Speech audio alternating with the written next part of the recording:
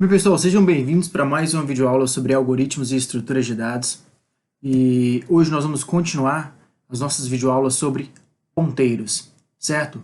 Bom, e aqui é o seguinte, nós temos então um código aqui onde nós vamos continuar a explicação sobre a atribuição entre ponteiros, ou seja, copiar ponteiros entre uns e os outros. Agora vamos lá, presta atenção. Seguindo a mesma lógica do último vídeo, onde a gente tinha aqui uma variável inteira v e dois ponteiros p1 e p2 que apontam para inteiros, nós vamos tentar atribuir o ponteiro p1 para p2, fazer uma cópia e verificar o que é que vai dar de resultado. O que a gente está esperando? Fazer p1 apontar para v e depois fazer p2 apontar para v, mas só que a partir da cópia da atribuição de P1. Ou seja, copia P1 em P2. Copia, né? Por isso que chama de atribuição. Aí o que acontece? Olha só, vamos dar uma olhadinha aqui no nosso código. Vamos chamar atenção especialmente para as linhas de 15 a 21. Dado que a gente já declarou lá nas linhas 9 e 10 a variável inteira e os dois ponteiros para inteiro, lembrando que ponteiro por causa do asterisco, inteiro por causa do tipo, vamos lá. A gente está pedindo o número para o usuário aqui na linha 15, depois a gente recebe esse número, que vai ser um tipo inteiro pelo %d aqui na linha 16, imprime esse valor para verificar se ele realmente está em V, na 17, e depois nós vamos imprimir algumas variações aqui, tá bom? Algumas variações a partir do tipo de impressão, certo? Nós vamos fazer um print de V, do endereço de V, e vamos imprimir como tipo ponteiro, tipo natural, unsigned int, e como tipo inteiro. Vamos ver o que está acontecendo, beleza?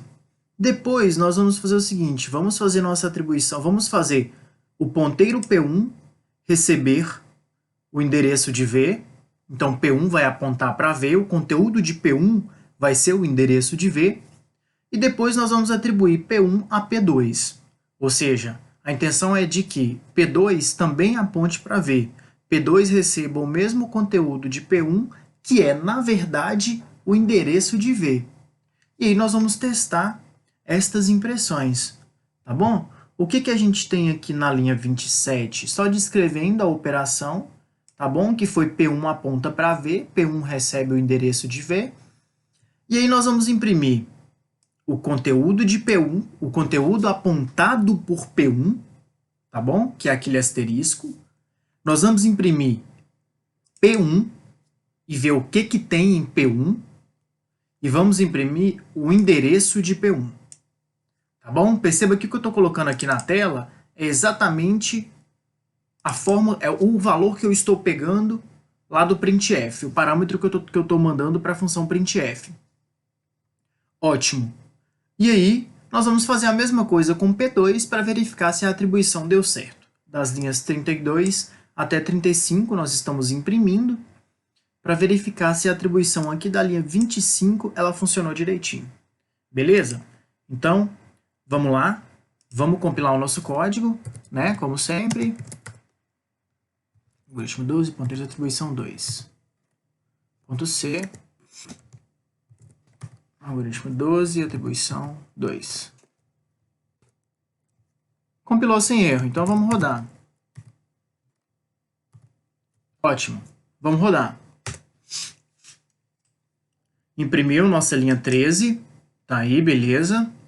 Agora, imprimiu nossa linha 15, está parado na linha 16. Perceba que eu vou digitar um inteiro aqui e é para ir para V, tá bom? Vamos botar aí, sei lá, 45.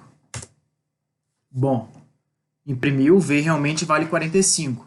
E aí é o seguinte, olha só. Em todos os próximos printf, galera, das linhas 18, 19 e 20, eu passei como parâmetro para a função printf o endereço de V. Tá bom? E aí, ele imprimiu aqui na forma %p, que foi na forma de ponteiro, ele me imprimiu o o endereço de V em hexadecimal, que foi 0061FF1C. Beleza. V está nesse lugar. O conteúdo de V é 45 e o endereço de V é 0061FF1C lá na memória. Tranquilo? Essa é a célula de V. Agora, se a gente pegar aqui, ó, essas duas próximas impressões são exatamente o mesmo endereço, só que dispostas, impressas, mostradas na forma de número inteiro, seu equivalente decimal.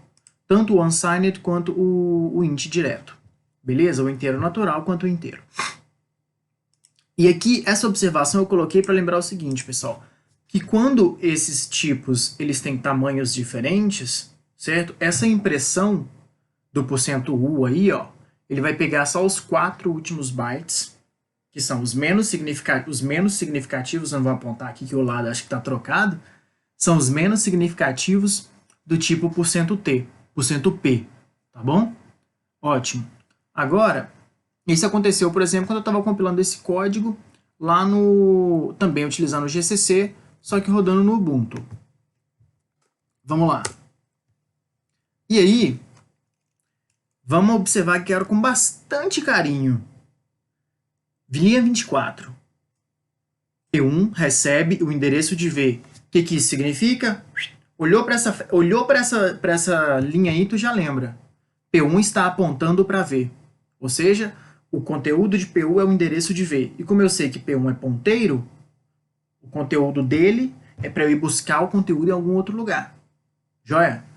Aí, eu estou fazendo a atribuição de P1 para P2, na linha 25. Então, nesse caso, P2 também tem que apontar para V.